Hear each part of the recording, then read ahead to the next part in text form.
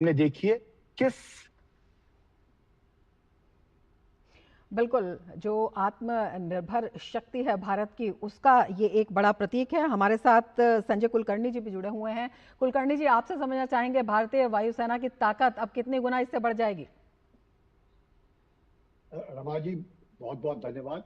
सवाल यह है कि हमारी इन्वेंट्री में ये डम बॉम्ब्स बहुत है, और उस डम बॉम्ब्स को लो कॉस्ट ऑप्शन में जिस प्रकार से हमने इसको एक प्रिसिजन गाइडेड वेपन बनाया है, वो एक बहुत ही काबिलियत है। क्योंकि अपने पास डिफेंस के प्रोडक्शन जो पार्टनर्स हैं, ये सब मिल करके, यानी कि टेस्टिंग अभी हुआ, अब मैन्युफैक्चरिंग साथ साथ में, और इसका इंट्रोडक्शन।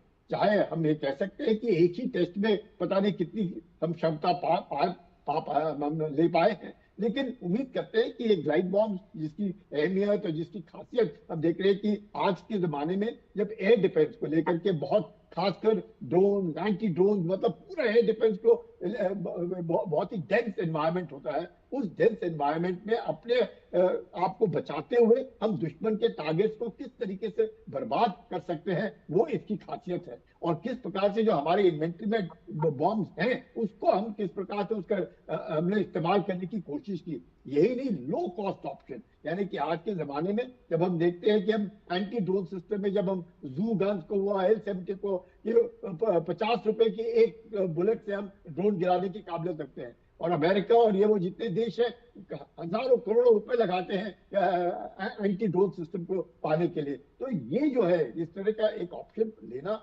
ग्लाइड वेपन, और अपने हवाई जहाज भी इंटीग्रेट करना चाहिए, चाहे जैगुआर्स है, चाहे स्टूज है, चाहे तेजस है, इसमें इंटीग्रेट करना, और अपने आप को बचाते हुए किस तरीके से दुश्मन के टारगेट्स को बर्बाद करना। क्योंकि जो ग्रेविटेशनल बॉम्ब होते हैं वो कहीं पर भी जाके गिर सकता है। जैसे बता रहे थे कि सर्कुलर एरर प्रोबेबिलिटी, अगर इसका अपना नेविगेशन है, इसका अपना सब कुछ है, तो अब 30 मीटर है, नहीं तो 3 मीटर। अगर इसका अपना खुद का है 3 मीटर। आप देखते हैं क्रूज मिसाइल होता है, उसका ही अपना सब कुछ है, उसका ही अपना इंजन है, उसका ही अपना फ्यूल है, उसका ही अपना एक्सप्लोजन है। इसमें सिर्फ एक्सप्लोजन है, बाकी जो हवाई जहाज जो लेकर के जा रहा है, और इतनी ऊंचाई, जितनी ऊंचाई पे जाएगा उतना इसका ग्लाइड बढ़ेगा और ये जाके टारगेट को मारेगा। तो मुझे लगता है जबरदस्त ये एक मैं कहूँगा अपना अपना जो मारने की जो काबिलियत है, अपने आप को बचाते हुए दुश्मन के टारगेट्स को बर्बाद करने की काबिलियत में बहुत जबरदस्त उछाला है, और इतना लो कॉस्ट ऑप्शन,